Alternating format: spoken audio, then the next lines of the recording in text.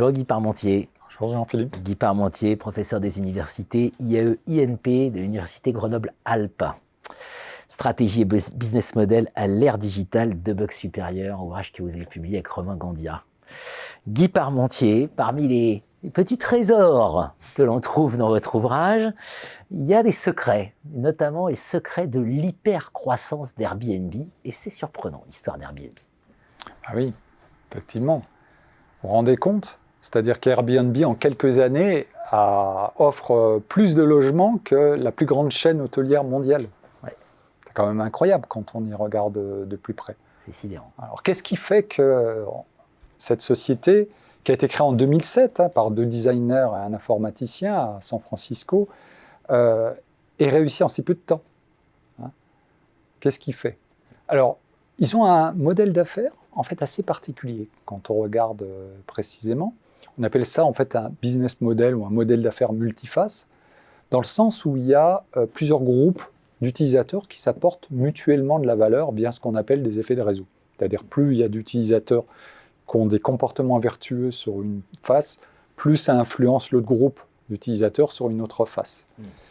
Et quand ils ont créé en fait leur activité, alors au début c'était une idée simple, c'était de dire finalement on a des chambres en plus dans notre logement. Il y a souvent des congrès, des colloques qui amènent beaucoup de monde, des événements qui amènent beaucoup de monde dans une ville. Est-ce qu'on ne pourrait pas finalement mettre à disposition ces chambres à ces voyageurs, à ces congressistes voilà. Donc ils sont partis de là au début. Et donc là, on voit bien qu'on a déjà 2 faces. On a la face des loueurs, c'est-à-dire des propriétaires qui ont un logement disponible tout le long de l'année ou de manière ponctuelle, et des voyageurs qui cherchent finalement des logements qui sont moins aseptisés, moins normalisés que les hôtels, peut-être des fois un peu moins chers, atypiques, avec quelque chose de local, quoi. Voilà. Donc ils ont eu cette idée-là de mettre en relation exactement le même modèle qu'Uber, quelque part. Oui, c'est exactement le même modèle. Sauf ce qu'on sait moins, c'est qu'il n'y a pas que 2 faces, finalement. Il y en a 4 chez Airbnb. C'est-à-dire qu'une fois qu'on a la plateforme, on peut faire des économies d'envergure. C'est-à-dire on peut intensifier la commercialisation de services. Et c'est exactement ce qu'ils ont fait. Quand il y a eu le Covid, ils ont commencé à mettre en ligne des activités.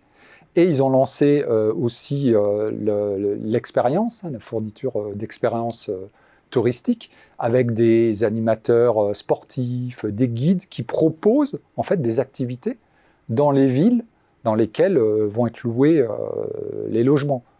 Donc là aussi, c'est une phase supplémentaire. Évidemment, plus il y aura d'activités, plus ça va attirer en fait des voyageurs dans ces villes-là, plus ça intéresse les loueurs. Et ils ont une 4e phase qui est moins visible, c'est la phase de service, des services qui sont finalement proposés aux loueurs de remise de clés, de ménage, de prise de photographie. Donc on a 4 phases, voire 5 avec les services en ligne sur Airbnb. Pour comprendre la stratégie à l'ère digitale, toujours raisonner portefeuille de business model et non pas un business model unique. Anecdote amusante, j'évoquais le cas Uber, c'est que comme Uber, Airbnb, ça ne s'est pas fait tout seul quand même. Et non, ça ne s'est pas fait tout seul. On a l'impression que c'est un long fleuve tranquille.